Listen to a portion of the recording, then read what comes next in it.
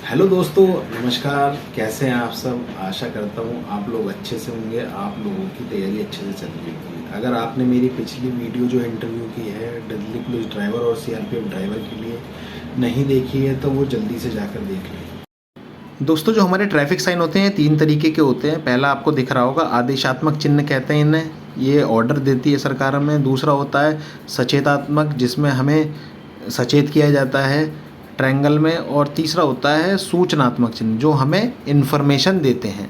दोस्तों, कुछ आदेशात्मक चिन्ह मैं आपके लिए लाया हूँ। बेसिकली आपको सारे आदेशात्मक चिन्ह जितने भी हैं आपको पता ही हैं, एक बार नज़र मार लीजिएगा आप।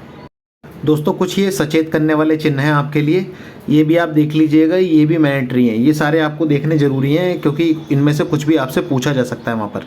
दोस्तों, ये कुछ सूचनात्मक चिन्ह हैं, इन्हें आपका विशेष ध्यान रखना है। मैं आपको पहले ही बता देना चाहता हूँ, ये सबसे ज़्यादा मोस्ट इंपॉर्टेंट है क्योंकि बहुत सारे बच्चे इन्हीं में कंफ्यूज होते हैं, इसलिए इन्हें ध्यान रखिएगा बहुत ज़्यादा।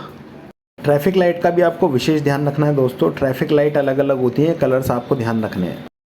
दोस्तों, ये कुछ ट्रैफिक साइंस होते हैं जिनका आपको विशेष ध्यान रखना है। इंटरव्यू में ये क्वेश्चन आपसे किए जा सकते हैं। और अब मैं आपको दिखाने जा रहा हूँ इंजन के वो पार्ट्स, कुछ ऐसे पार्ट्स जिनका आपको विशेष ध्यान रखना है, जिनके नाम आपको पता होने चाहिए।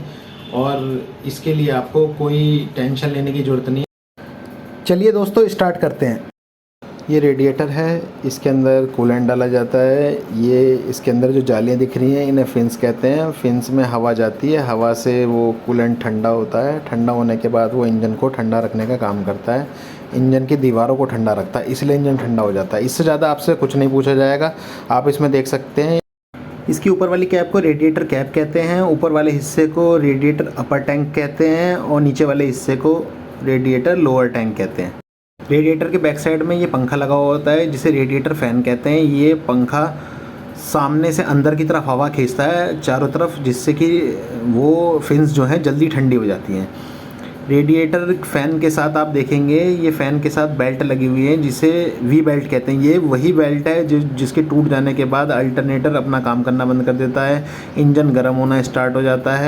ये अल्टरनेटर होता है, ये बिजली बनाने का काम करता है। हेडलाइट वगैरह जितनी भी लाइट हैं या फिर जो भी बैटरी चार्ज का काम है वो यही करता है वी बेल्ट के थ्रू। वी बेल्ट के साथ ये जुड़ा हुआ होता है और बैटरी चार्ज करने का, आपके हेडलाइट जलाने का, इंडिकेटर के समय जो लाइट जलती है वो इसी की सहायता से जलती है। दोस्तों, ये स्पार्क प्लग होता है। स्पार्क प्लग क्या होता है? जैसे कार्बोरेटर से जो आपका जो मिश्रण आता है पेट्रोल का और हवा का, उसमें आग लगाने का काम ये करता है। इसके द्वारा ही आग लगती है फ्यूल में, जिससे कि ब्लास्ट होता है और इंजन चल पाता है। ये डीजल फिल्टर होता है। डीजल में जितनी भी अशुद्धियाँ होती हैं उन्हें दूर करके डीजल को इंजन के अंदर भेजता है चैम्बर में आग लगाने के लिए। ये डॉट 3 ब्रेक और क्लच ऑयल है, आप देख सकते हैं। मैंने फ़ोटो इसलिए डाला है जिससे आपको कंपनी का नाम का भी आइडिया हो जाए। ब्रेक ऑयल और क्लच ऑयल। ये कूलेंट है, कंपनी का नाम आप देख सकते हैं। कूलेंट इसी तरीके के रैप पैकिंग में आता है।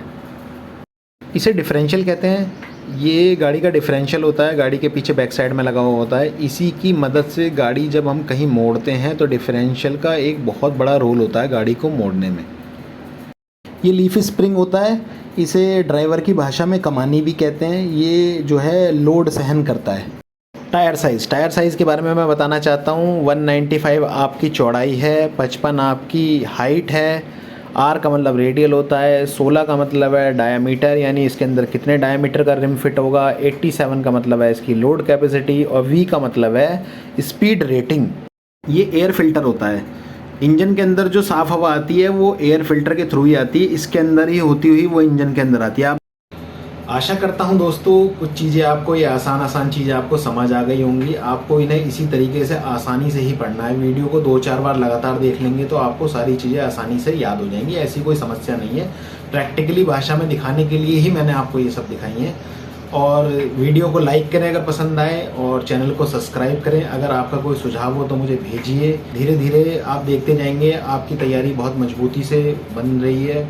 आपका कोई सुझाव हो तो आप मुझे भेज सकते हैं। मैं ऐसे ही आपके लिए मेंटेनेंस प्लस इंटरव्यू क्लासेस लाता रहूँगा। आप इन्हें देखते रहिए और लर्न करते रहिए। धन्यवाद।